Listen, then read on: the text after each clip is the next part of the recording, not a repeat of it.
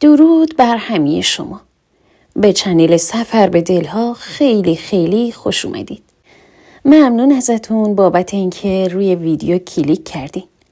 من الیزا هستم و امروز هم براتون میخوام یه داستان جذاب تعریف کنم. قبل از گوش دادن لطفاً حمایت از ما رو فراموش نکنید. حتما سابسکرایبمون کنید و لایک هم یادتون نره. و منو از نظرات زیباتون محروم نکنید. بریم که داستان رو با همدیگه گوش بدیم. اسم من گلناره. من تنها دختر پدر و مادرم به حساب می اومدم. چون 3 برادر بزرگتر از خودم داشتم که اونا هم اهل زندگی و ساختن و اینجور چیزا نبودن.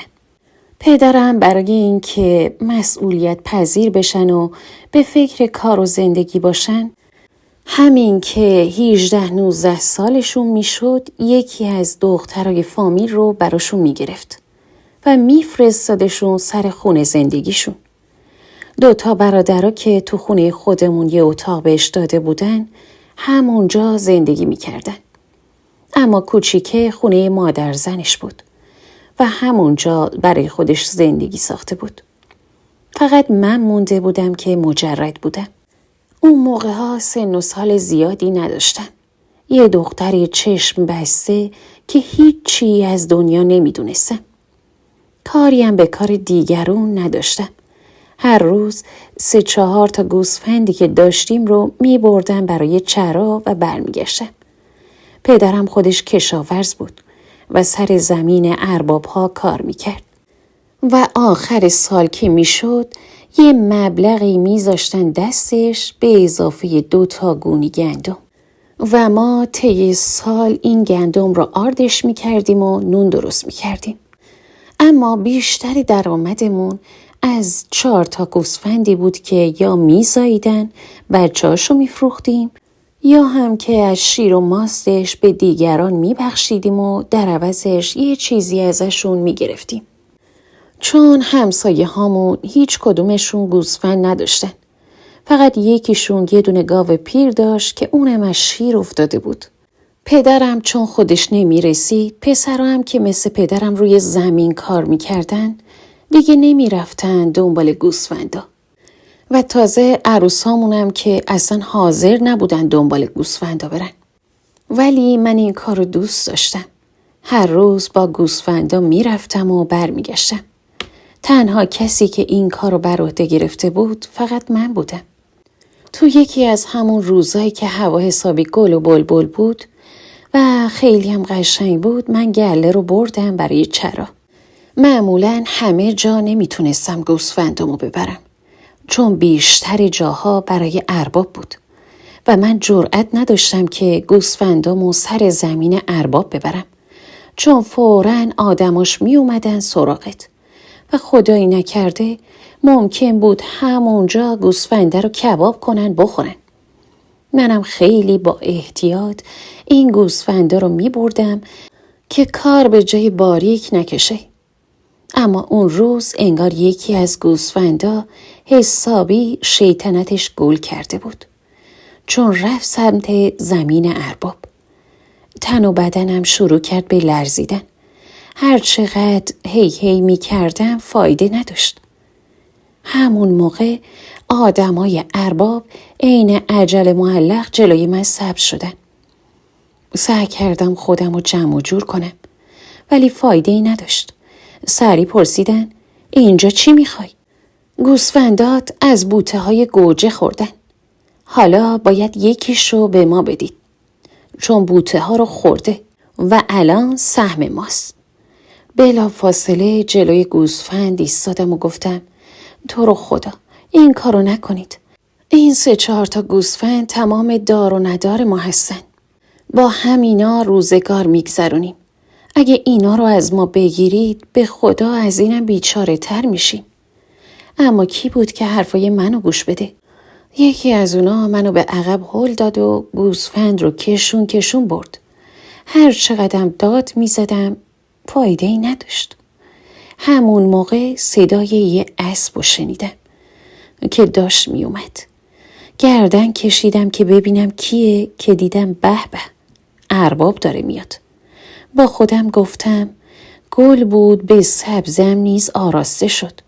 حالا که ارباب اومده دیگه کارم ساخته است. تازه ارباب از اینا بدزادتر بود. ممکن بود همه گوسفندام ازم بگیره. هی به خودم میگفتم دختر آخه این چه کاری بود؟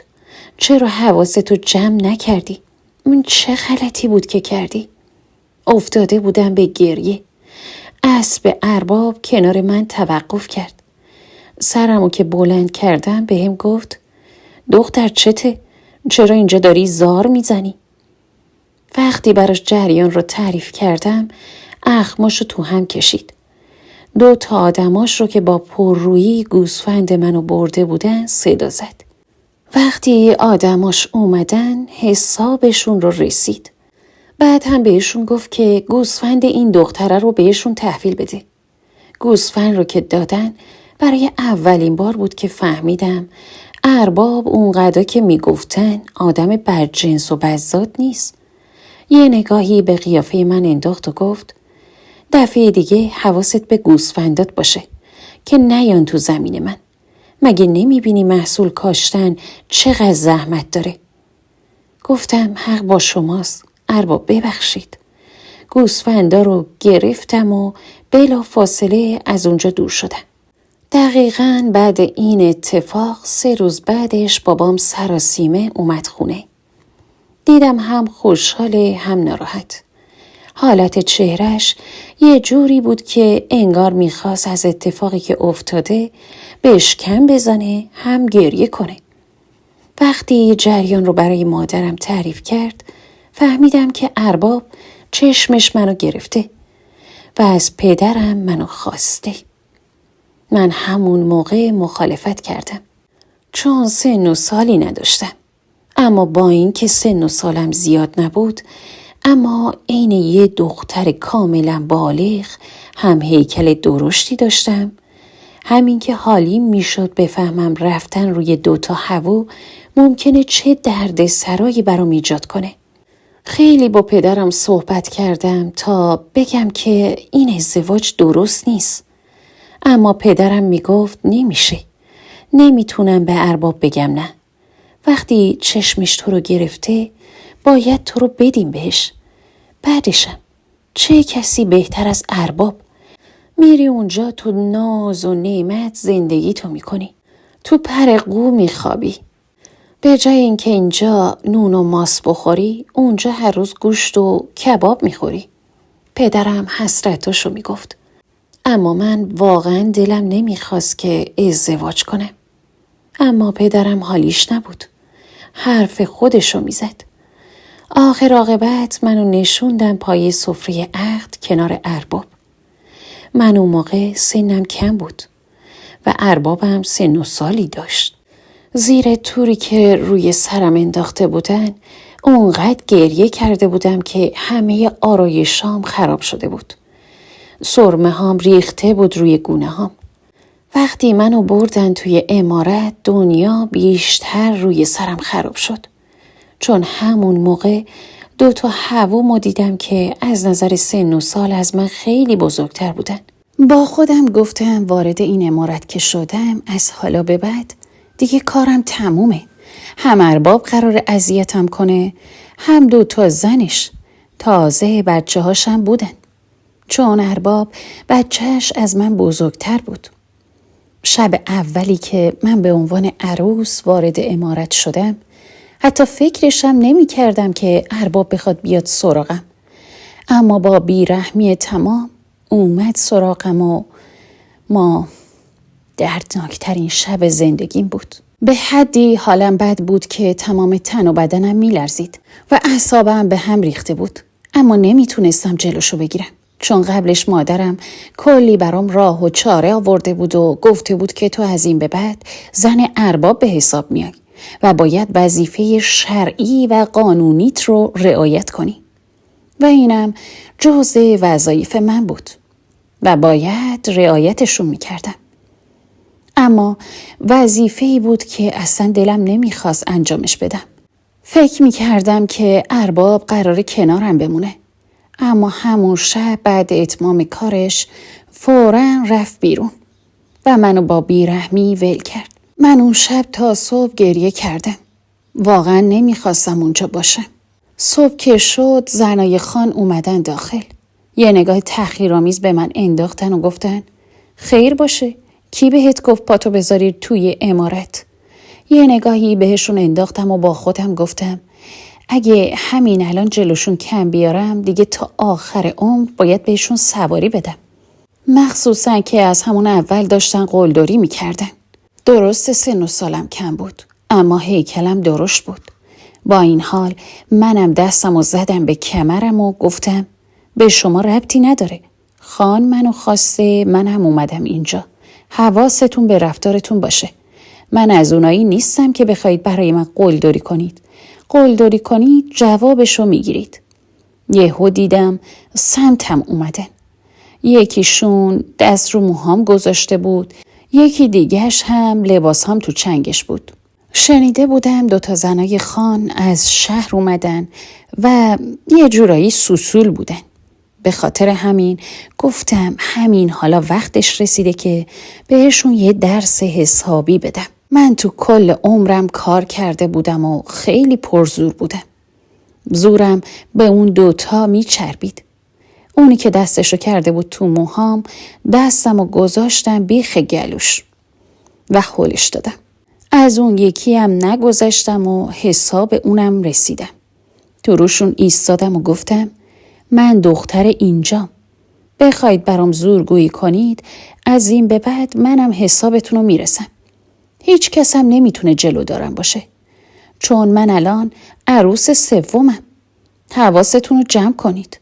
وگرنه بلایی سرتون میارم که دیگه خان تو روتون نگاه نکنه. وقتی فهمیدن با زور و بازو حریف من نمیشن دومشون رو گذاشتن رو کولشون و رفتن. من موندم و لباسی که تو تنم زار میزد. حسابی اعصابم خورد شد. لباسم رو عوض کردم و از اتاق اومدم بیرون. امروز میخواستم کل عمارت رو بگردم و زیر و بمش رو یاد بگیرم. همین کارم کردم و همه چیز اومد دستم. ارباب یه پسر بزرگم داشت که نزدیک به 18 سالش بود و حسابی هم کلش باد داشت. بیشتر وقتا با خود ارباب میرفت شکار و برمیگشت. اون روز من پسرش رو ندیدم اما فردا صبح بالاخره دیدمش. اسمش اسفندیار بود. یه پسر قد بلند که خیلی شبیه پدرش بود اما جوانتر و جذابتر. نمیدونم اما موقعی که چشمش به چشمم افتاد یه حس خاصی بهم دست داد. اما بعدش گفتم دیوونه نشو، تو زن باباش به حساب میای. یه وقت فکر ناجور در موردش نکنی یا. همین جوری با خودم حرف میزدم که یه وقت گوله همچین چیزایی رو نخورم و خام نشم. البته از اونجایی که اسفندیار و مادرش پر کرده بود همش اسفندیار بهم چشم قره میرفت و از من بدش میومد و میدونستم تو دلش دنبال یه فرصته تا حساب منو برسه. منم تا جایی که میتونستم نادیده‌اش میگرفتم. یاد گرفته بودم به محض اینکه کسی بخواد برام زورگویی کنه شروع کنم به جیغ و داد کردن و خودمو میچسبوندم به ارباب که نخوان بهم آسیب برسونن. اونا تازگی فهمیده بودن که ارباب از من حمایت میکنه و نمیتونن بهم زور بگن. همه چیز خوب داشت پیش میرفت اما همه چیز اونجای خراب شد که یه بار دم غروب بود و صدای اذان رو شنیدم. یکی از اهالی محل صدای خیلی خوب و خوشی داشت. معمولا میرفت بالای پشت بوم و با یه صدای خیلی رسا و بلند اذان میگفت. من به محض اینکه صدای اذان رو شنیدم رفتم وضو گرفتم. وضوم که تموم شد اومدم داخل عمارت تا نمازمو بخونم. همین که وارد شاهنشین شدم پشت سر من پسر ارباب یعنی اسفندیار هم وارد شد. یه نگاه تحقیرآمیز به من انداخت و بعد هم گفت خیلی راحت تونستی اینجا جا باز کنی دختر. تو چشماش نگاه کردم و گفتم جای تو رو که نگرفتم. نگران جای خودمم. خیالت راحت باشه. همون موقع اومد به من نزدیک بشه. احساس کردم یه تهوع شدیدی اومد سراغم و شروع کردم به عوق زدن. عوق زدنم باعث شد که اسفندیار دستش را از من دور کنه و با تعجب از من پرسید چی شده؟ من که هنوز آسیبی بهت نرسوندم. فوراً زدی خودتو به موش مردگی. من اون لحظه کاملاً توی بغل اسفندیار بودم و شانس بعدم همون موقع مادر اسفندیار وارد شاهنشین شد و فکر کرد که من و پسرش با همدیگه رابطه داریم. بلا فاصله شروع کرد به جیغ و داد زدن و همه رو خبردار کرد و گفت که بیاین ببینین این دختره پسرمو گول زده و با هم رابطه دارن. فوراً شروع کردم به دفاع کردن از خودم. اما این زن چون میخواست زهرش رو به من بریزه هر کاری که در توانش بود انجام میداد. میخواست منو از چشم ارباب بندازه. حتی اگه این کار به پسرش آسیب میزد. همون موقع ارباب اومد. با دیدن من که کنار اسفندیار ایستاده بودم اونم به شک افتاد. اعصابم حسابی به هم ریخته بود و دلم میخواست برم و حساب مادر اسفندیار رو برسم. حتی اسفندیار بدبخت خودشم شوکه شده بود و نمیدونست چرا مادرش داره اونو هم بدنام میکنه، در حالی که ما جفتمون میدونستیم که هیچ کاری انجام ندادیم و چقدر از همدیگه بدمون میاد. ارباب حرف زن اولش رو باور کرده بود و فکر میکرد چون من سن و سالم کوچیکه و اسفندیار بیشتر به من میخوره پس حتما سر و سری با پسرش دارن. فوراً اومد و منو انداخت تو حیاط و گفت تا فردا تو حیاط میمونه تا تکلیفشو مشخص کنم. حسابی جا خورده بودم. نمیدونستم چی کار کنم. شروع کردم به التماس کردن. مدام بهش میگفتم ارباب به خدا من هیچ کاری نکردم. اما ارباب حرف منو باور نمیکرد و فکر میکرد که حرفای زن اولش درسته.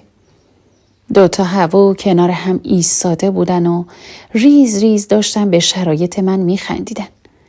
با خودم گفتم صبر کنید، آخرش نوبت منم میرسه. تا صبح توی حیاط بودم. اوایل پاییز بود و باد سردی هم میوزید. از این طرفم تهوع عمونم رو بریده بود.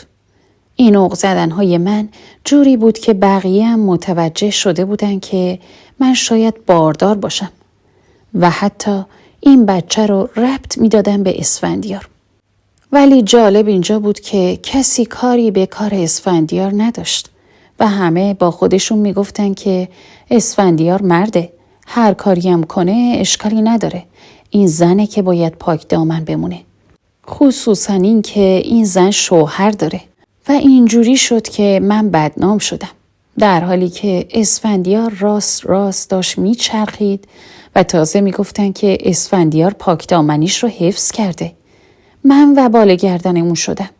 فردا صبحش موقعی که ارباب از خواب بیدار شد اومد بالای سرم و گفت من تو رو آوردم این خونه که برای خودت خانومی کنی، اما ظاهراً چشم دنبال پسر منه. منم میبرمت وسط روستا، بلایی به سرت میارم که بفهمی نباید چشم دنبال پسر من باشه. زدم زیر گریه و گفتم خان به خدا اینا بهتون دروغ میگن، وگرنه من و اسفندیار هیچ رابطه‌ای نداریم. اگه حرف منو باور نمی کنید برید از خود اسفندیار بپرسید. بیاین، اگه اون گفت که با من رابطه داره هرچی گفتید رو تخم چشمام. ارباب با حرفای من و گریه و زاری که داشتم انجام میدادم یه ذره دلش نرم شد. اسفندیار رو صدا زد که اسفندیار اومد. اسفندیار موقعی که روبروی من و ارباب ایستاد، ارباب ازش پرسید تو و زن من با همدیگه رابطه دارید یا نه؟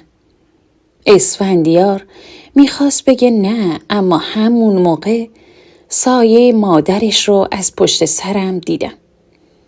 گردن که کشیدم دیدم مادر اسفندیار پشت سرم ایستاده و مرتب داره برای اسفندیار چشم و ابرو میاد. اسفندیار هم به خاطر مادرش هم که شده گفت آره رابطه داشتیم. زنت مدام منو اخوال میکرد. هی جلوی من سبز میشد و قربون صدقم میرفت. ببخشید پدر، اما اون منو گول زد. با حیله های زنونش منو گول زد. اسفندیار که اینو گفت ارباب افتاد به جون من. پدر و مادرم که جریان رو فهمیده بودن خودشون رو رسوندن. بیچاره ها غم توی صورتشون فریاد میزد. خیلی دلشون میخواست که کمکم کنن، اما خان اجازه نمیداد. آدماش جلوی پدر و مادرم ایستاده بودن و نمیذاشتن که بیان جلو. برادرای بیچاره هم از ترس قالب تهی کرده بودن. رنگشون سفید شده بود و جرأت حرف زدن نداشتن. منم که تمام بدنم له و لورده شده بود. تمام صورتم زخمی. دیگه داشتم از حال میرفتم که اسفندیار رو دیدم. دست پدرش رو گرفت و گفت ارباب من اشتباه کردم. زنت هیچ کاری به کار من نداشت. با گفتن این حرف ارباب دستشو بالا آورد و دیگه نذاش کسی به سمت من بیاد. حالم بد بود. همونجا زانو زدم. اسفندیار انگار دلش به حال من سوخته بود. مخصوصا خودشم که میدونست من کاملا بیگناهم و حقم نبود که اینجوری بخوان منو سنگسار کنن. اسفندیار جلوی همه گفت که من و گلنار هیچ رابطه‌ای با هم دیگه نداریم. دیشب فقط توی اتاق حالش بد شد و شروع کرد به عق زدن. منم رفتم زیر بغلشو بگیرم و بلندش کنم. اما همون موقع مادرم اومد و شروع کرد به جار و جنجال کردن که همه بفهمن من و گلنار با همدیگه رابطه داریم تا گلنار رو از چشم خان بندازه. صبح هم که در مورد این قضیه دروغ گفتم فقط به خاطر اشاره های مادرم بود، چون میخواست هر جوری که هست گلنار رو سر جاش بشونه، چون این دوتا چشم دیدن گلنار رو ندارن. ارباب که این حرف رو شنیده بود خیلی ناراحت شد. بلافاصله اومد سمت من و دست و پای منو باز کرد، ولی من دیگه هیچی نفهمیدم. حالم به حدی بد بود که بیهوش شدم. وقتی به هوش اومدم دیدم که تمام بدنم بام پیچی شده بودم این مومیایی ها. یهو صدای پچ پچ هایی که بالای سرم می اومد رو شنیدم. داشتن راجع به من حرف می زدن. می گفتن بیچاره حامله بوده و به خاطر این کار خان بچه افتاده. با این حرف تمام قصه های دنیا اومد توی دلم. خیلی ناراحت شدم. بلافاصله از جام بلند شدم. یکی از خدمتکارا که حسابی دورو بر من میپلکید سعی کرد کمکم کنه که دوباره بخوابم، اما اجازه ندادم. بیرون که اومدم دیدم مادر اسفندیار بار و بندیلش رو جمع کرده و داره میره. موقعی که رسیدم و گفتم چی شده بهم گفتن ارباب به خاطر شرایطی که برای تو پیش اومده و به خاطر بهتانی که به تو زدن مادر اسفندیار رو میخواد طلاق بده و بفرسته خونه پدر و مادرش. راستش با شنیدن این حرف ناراحت شدم. بلافاصله رفتم پیش ارباب که مداخله کنم تا مادر اسفندیار رو نفرستم بره. خود اسفندیار هم کنار ارباب ایستاده بود، اما مشخص بود که جرأت واسطه شدن برای مادرش رو نداره. من با همون حال و روزم رفتم کنار ارباب نشستم. پشت دستش رو بوسیدم و گفتم ارباب میشه خواهش کنم این بار به خاطر من ببخشیدش؟ من بهشون حق میدم. بالاخره از اونها جوانترم. به عنوان زن سوم وارد این خونه شدم. هر زن دیگه‌ای هم جاشون باشه همین جوری حسادت میکنن. من که حلالشون میکنم، میبخشمشون. خواهش میکنم شما هم حلالشون کنید و ببخشیدشون و بذارید همینجا زندگیشونو کنن. ارباب یه نگاهی به من انداخت و گفت تو خیلی ساده ای دختر. اگه من بذارم تو این خونه باشن باز هم یه نقشه دیگه‌ای برات میکشن. گفتم اشکال نداره. شما از این به بعد بدونید اگه کسی منو اذیت کرد زیر سر همیناست. پس اگه نقشه‌ای هم داشته باشن شما قبلش خودتون خنثی میکنید. من دیگه نگران این چیزا نیستم. خلاصه کلی با ارباب حرف زدم.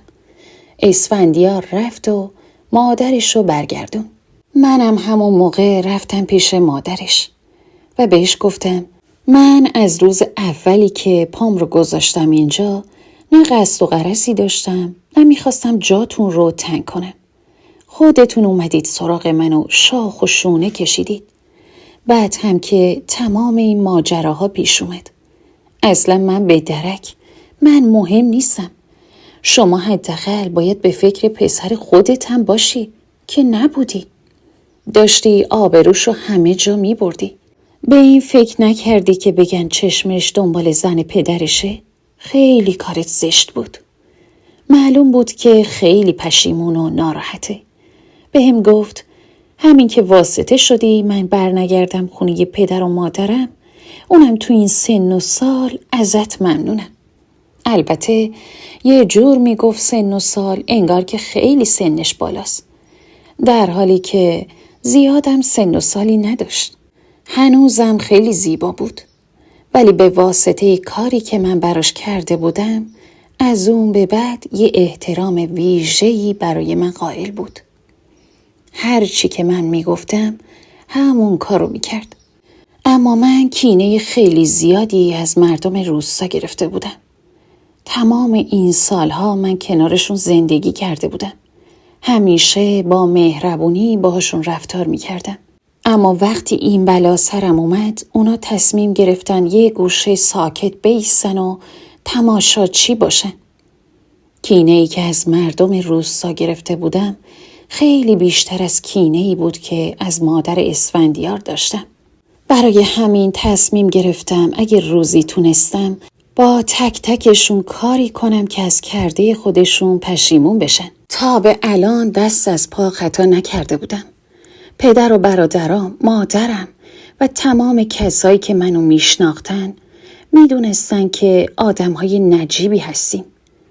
چطوری یهو تصمیم گرفتن بدون اینکه پرسجو کنن، فقط رو حساب اینکه ارباب این تصمیم رو گرفته با من اون کارو کنن.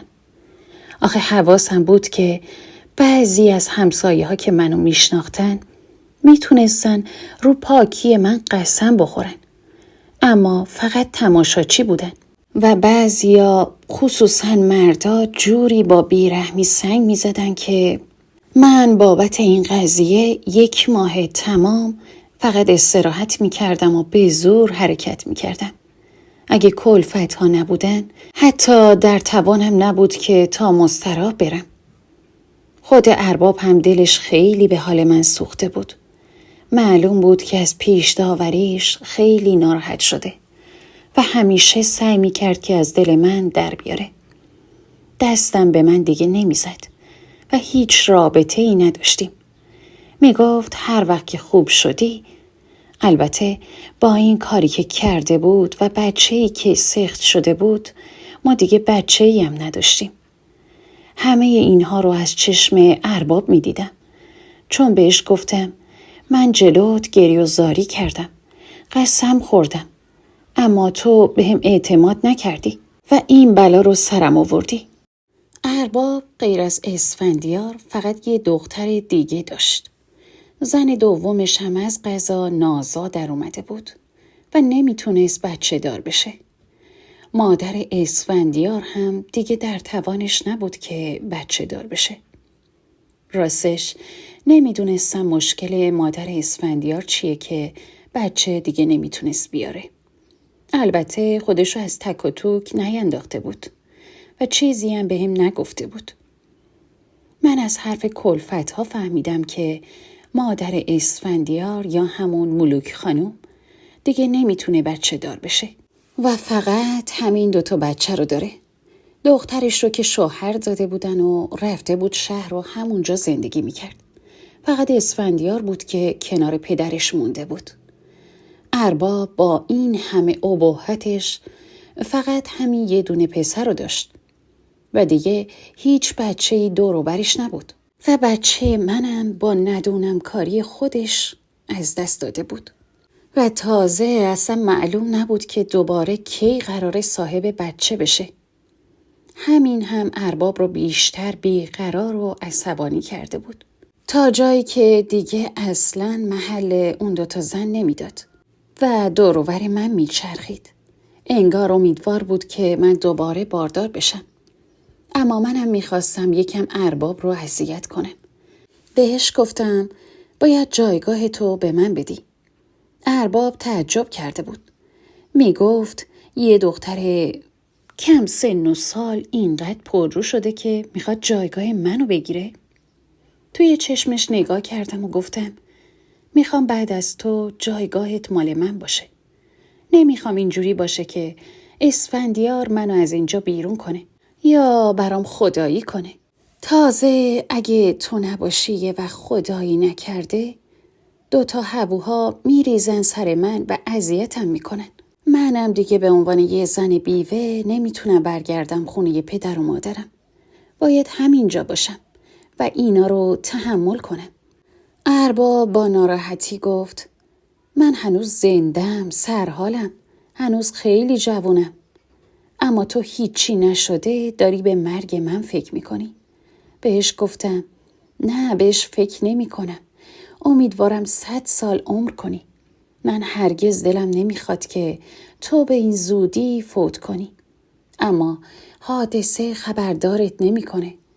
خدا هر کسی و هر زمانی که بخواد با خودش میبره. من فقط میخوام یه قول و قراری با من توی کاغذ بذاری. انگوش بزنی، تار سیبیل بذاری که کسی نتونه اون جایگاه رو از من بگیره. ارباب بعد اون ماجرا خیلی روی من حساس شده بود و هر کاریم که بهش میگفتم انجام میداد.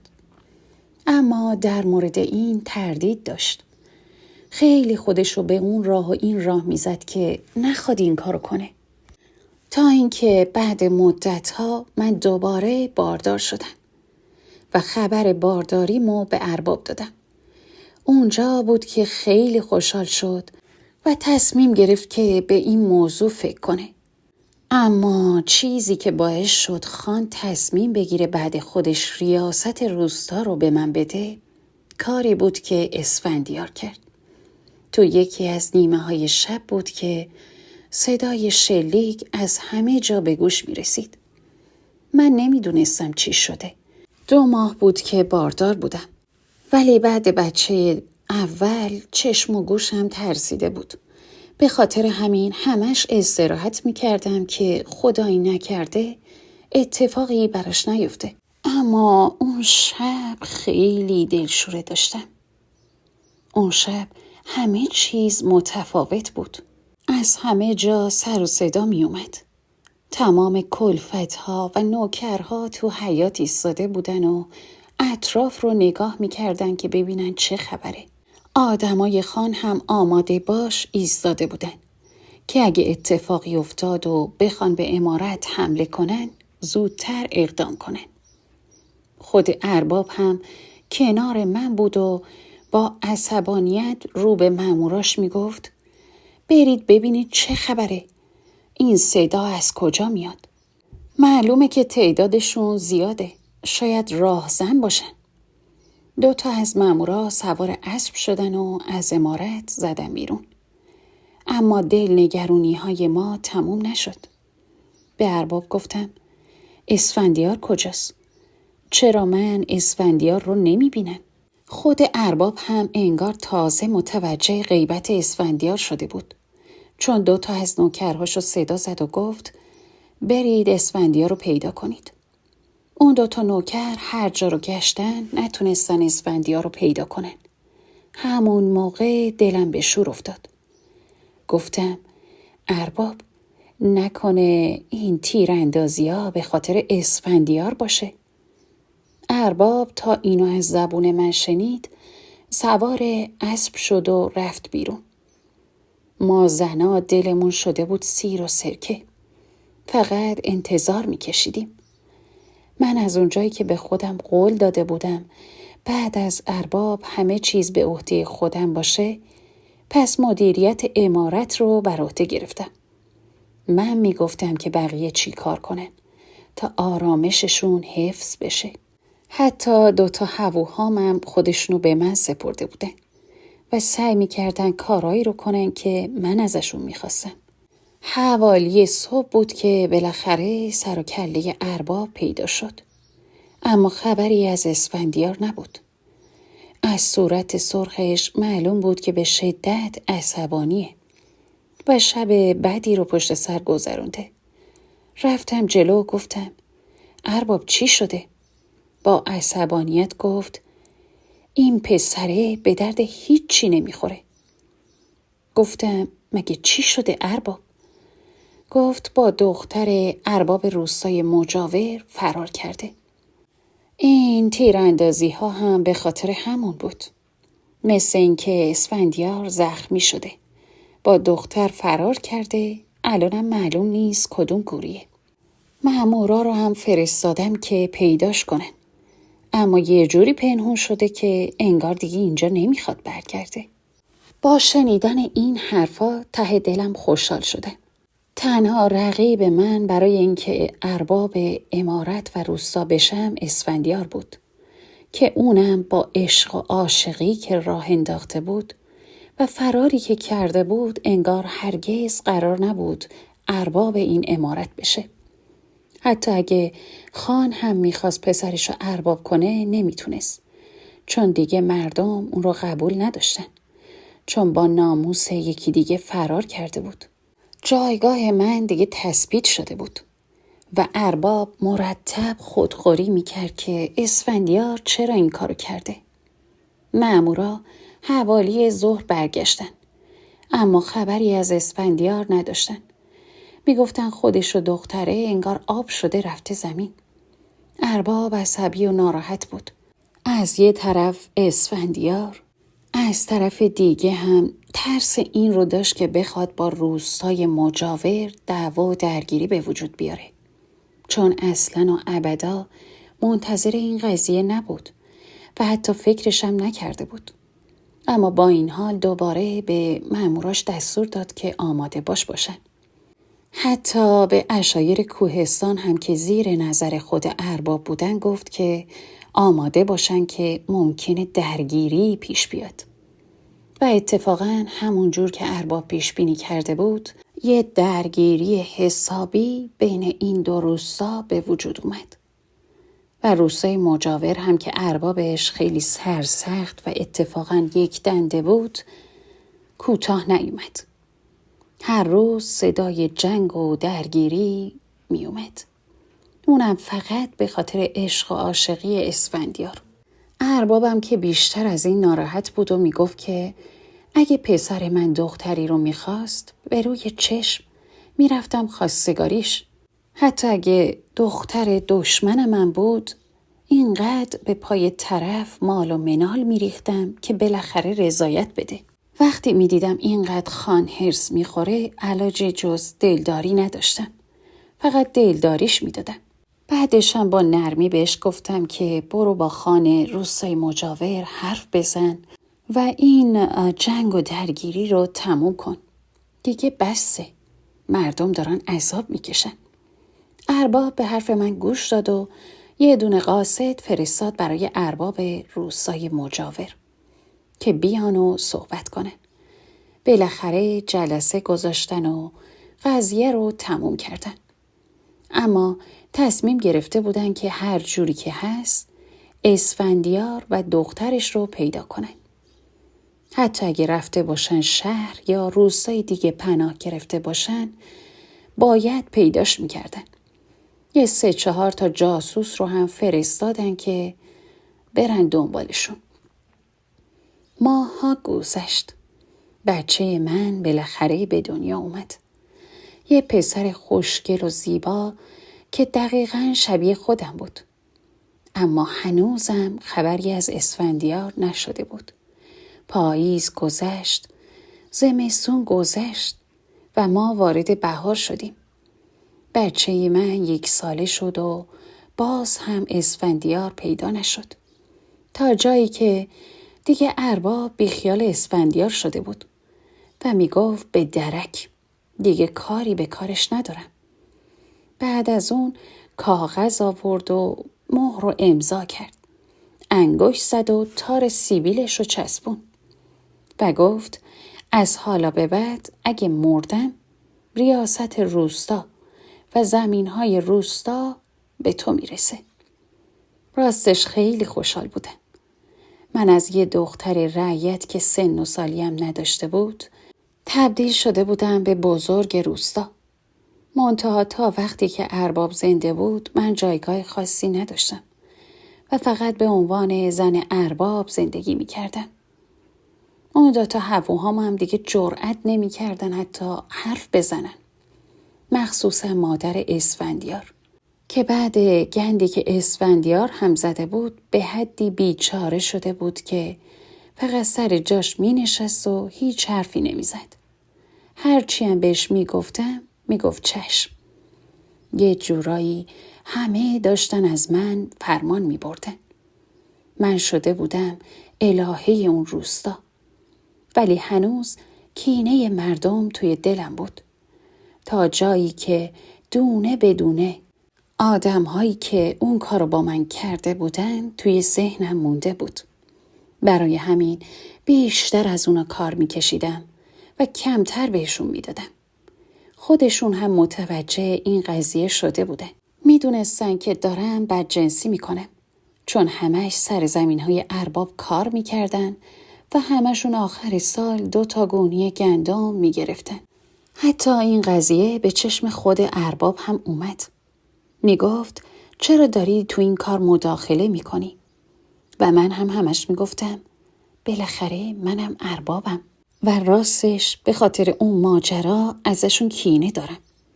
ارباب اخماشو توی هم میکشید و میگفت مردم روستا کاری رو کردن که من ازشون خواستم.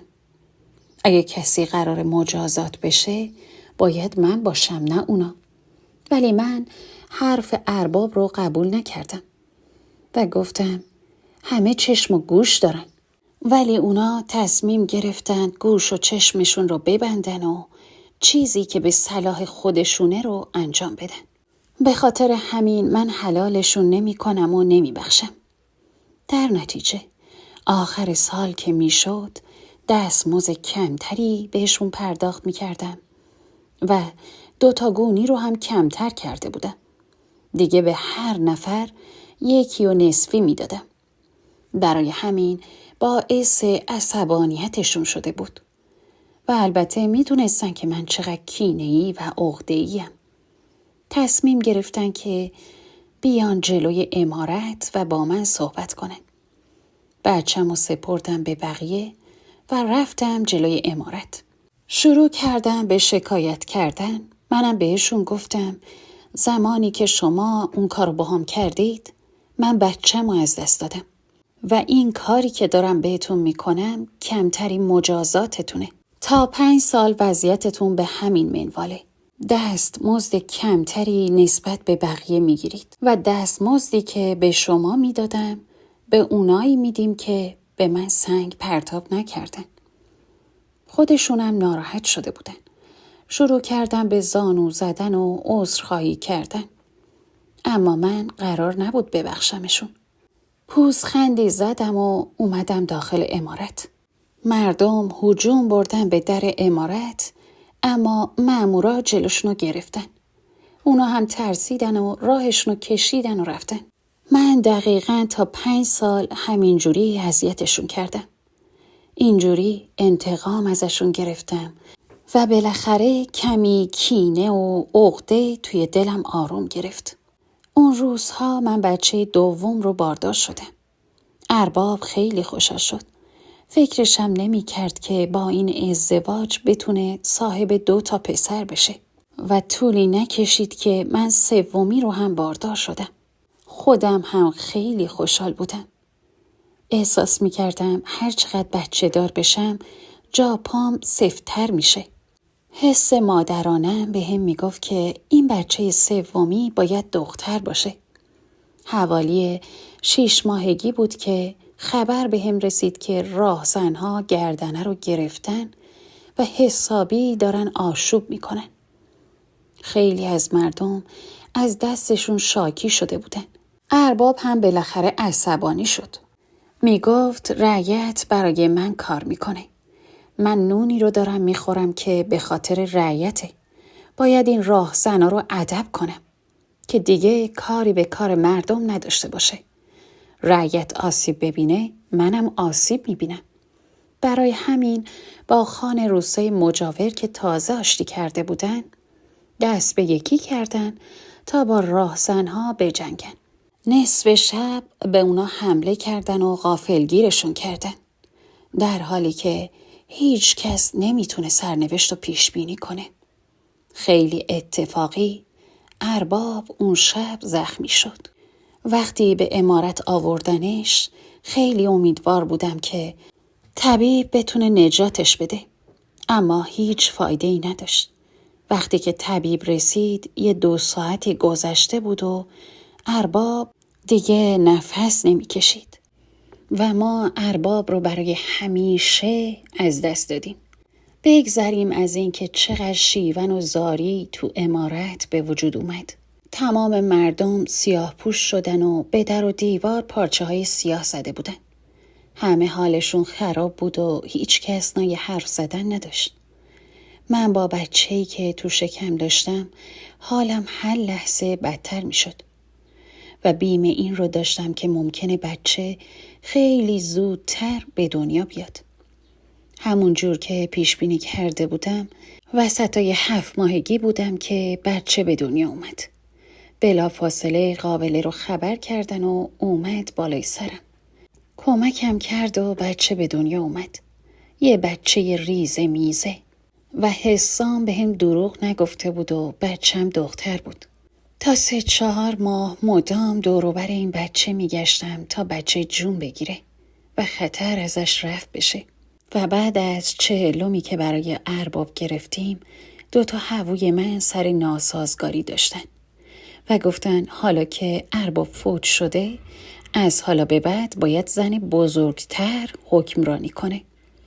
بلا فاصله نامه‌ای که ارباب انگشت زده بود و مهر زده بود و تار سیبیلش رو بهش چسبونده بود به همه نشون دادم و گفتم اسفندیار دیگه اینجا نیست و فرار کرده. دیگه لیاقت ارباب بودن اینجا رو نداره. پسر من بعد از ارباب باید ارباب بشه و چون الان نمیتونه همه چیز به عهده منه. خصوصا این که ارباب نوشته و امضا کرده. هیچ کس هم نمیتونه زیر حرف خود ارباب خدا بیامرز بزنه. اینجوری بود که تمام رقبام رو کنار زدم و حتی عموی شوهرم هم برای اینکه بتونه به جایگاهی برسه خودش رو رسونده بود. وقتی دید که هیچ جوره قرار نیست کوتاه بیام خودش راهش رو کشید و رفت. بعد اینکه من به عنوان ارباب عمارت و روستا شناخته شدم کینه‌ای که از مردم به دل گرفته بودم رو کنار گذاشتم و دیگه به طور مساوی بهشون گندم میدادم و دستمزد بهشون میدادم و از باغ‌ها میوه هایی که داشتیم رو بین مردم تقسیم میکردم. رعیت هم بعداً دلش با من صاف شد و کم کم تونستن منو به عنوان حاکم روستاشون قبول کنن. پسرام همین که 18 سالشون شد فوراً براشون زن گرفتم و یکیشونو کردم ارباب روستا. بعدها پسر کوچیکترم هم رفت شهر و مدتی گذشته بود که اسفندیار پیدا شد. اسفندیار برگشته بود با زنش و 2 بچه هاش. اولش میخواستم که راش ندم بخونه، اما به حرمت خان گذاشتم که توی عمارت بمونه. اون اسفندیار بیچاره هم تغییر کرده بود. اصلاً هوای ارباب شدن توی ذهنش نبود و زیر دست پسر من کار میکرد. بعدها وقتی خان و خانبازی تموم شد، اسفندیار برای کار کردن دوباره برگشت به شهر. اما پسرم نه. پسرم هنوز هم ابهت خاص خودشو حفظ کرده بود و همچنان بزرگ روستا به حساب می اومد و مردم براش احترام خاصی رو قائل بودن. ممنون از تک تک شما بابت گوش دادن به این داستان. خوشحال میشم چنلمون رو سابسکرایب کنید و برامون کامنت بذارید. مراقب خودتون باشید. خیلی خیلی دوستتون دارم. شبتون بخیر.